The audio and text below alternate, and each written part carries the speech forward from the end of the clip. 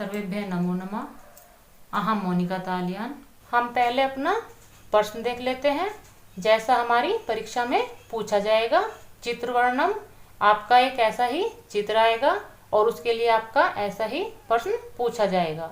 चित्रम दृष्ट्वा मंजूषायां प्रदत्त पदानां सहायतया संस्कृतेन पंचवाक्यानि लिखन्तु। चित्रम दृष्ट्वा, चित्र को देखकर, मंजूषायाम, आपको एक मंजूषा भी इसमें दी जाएगी। प्रदत्त पदानाम, उसमें आपके कुछ पद दिए जाएंगे सहायता के लिए।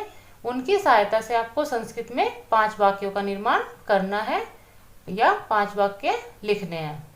चित्र वर्णम का अर्थ होता है कि आपको चित्र देखकर उसका वर्णन करना है। वर्णन करने में आपको वाक्य निर्माण करने होते हैं। आपकी परीक्षा में चित्र वर्णम अवश्य ही आता है।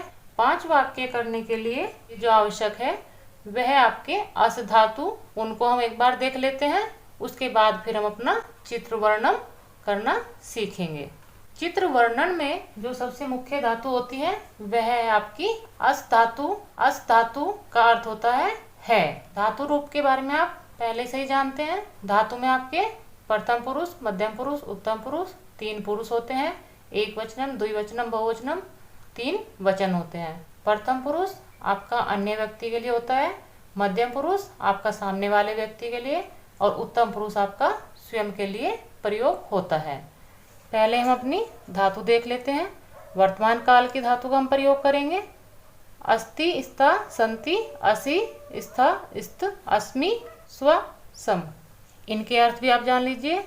है, दो हैं, बहुत सारे हैं। तुम हो, तुम दोनों हो, तुम सब हो।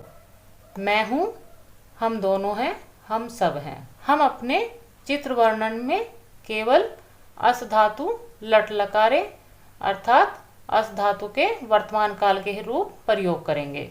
अस धातु देखने के बाद वाक्य निर्माण के नियम भी पता होने चाहिए।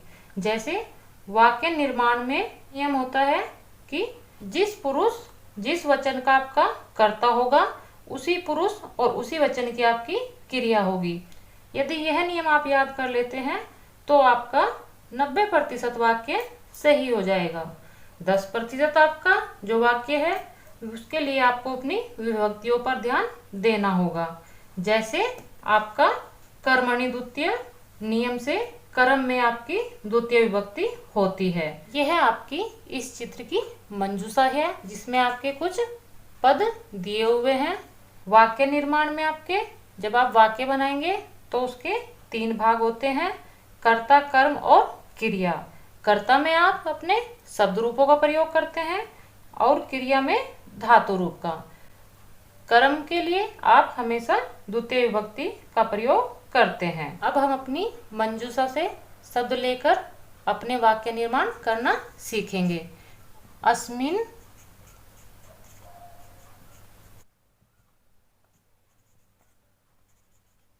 चित्रे, अस्मिन चित्रे शब्द आप याद कर लीजिए क्योंकि यह आपको हर वाक्य में लिखना है। अस्मिन चित्रे का अर्थ होगा इस चित्र में। उसके बाद आप कर्ता लेंगे।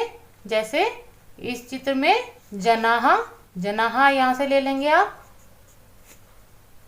जनाहा आपका बहुवचन का शब्द है तो आप अपने बहुवचन की ही क्रिया लेंगे। यहाँ से आप फिर भ्रमंती ले लीजिए तो आपका वाक्य हो जाएगा कि इस चित्र में लोग घूम रहे हैं। इस मंजूषा की सहायता से मैंने आपके कुछ शब्द लेकर यह वाक्य बनाए हैं। आप इस प्रकार वाक्य बनाने के बाद आपने जो अपनी मंजूषा से शब्द लिए हैं उनको आप अपने वाक्यों में रेखांकित कर सकते हैं। जैसे मैंने पहले वाक्य में आपके शब्द लिए हैं जनाहा भ्रमंती।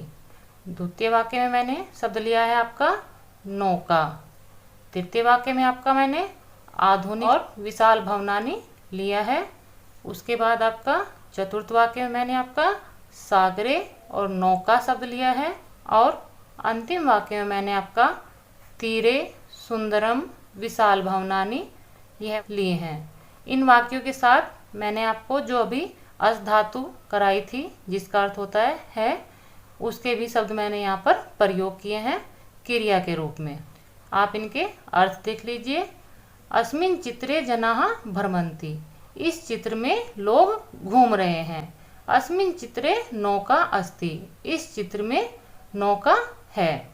आधुनिक युगस्य विशाल भवनानि सन्ति, आधुनिक युग के विशाल भवन हैं। विशाल भवन का अर्थ होता है बड़े बड़े भवन। अस्मिन् चित्रे सागरे नौका अस्ति, इस चित्र में सागर में नौका है। अस्मिन् चित्रे तीरे सुंदरम विशाल भवनानि सन्ति, इस चित्र में तीरे जो आपके किनारे पर सुंदरम सुंदर विशाल भवनानि बड़े भवन सन्ति हैं। इस प्रकार आप अपने चित्र वर्णन में मंजूषा की सहायता से वाक्य बनाना सीख जाएंगे। इसके लिए आपको जो नियम बताया है कि जिस वचन का हमारा कर्ता होगा उस वचन की ही हमारी क्रिया होगी, यह आपको ध्यान रखना है। उससे अलग आपके अस्मिन् चित्रे जो शब्द है इसको भी आप याद कर लेंगे, क्योंकि इसका अर्थ है इस चित्र में। यदि आप इसका प्रयोग करते हैं तो आपका वाक्य सुंदर अर्थ वाला होगा। मिलते हैं आपको अगली वीडियो में अन्य विषय के साथ। सर्वेभ्यः नमो नमः।